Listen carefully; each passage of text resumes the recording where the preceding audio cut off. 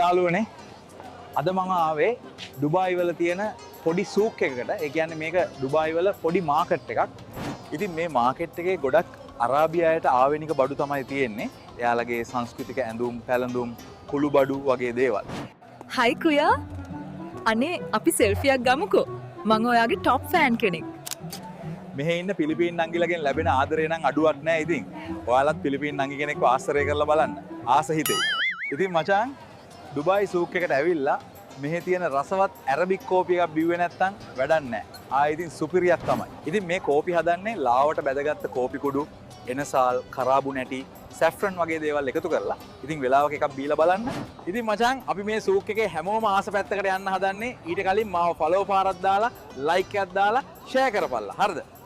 ඉතින් මචංලා මේ තමයි ඩුබායි එන කවුරුත් හොයන ඩුබායි ගෝල්ඩ් සූක් එක. කොහොමද බඩු? ආසයි නේද? ඉතින් සුපිරි බඩු තමයි.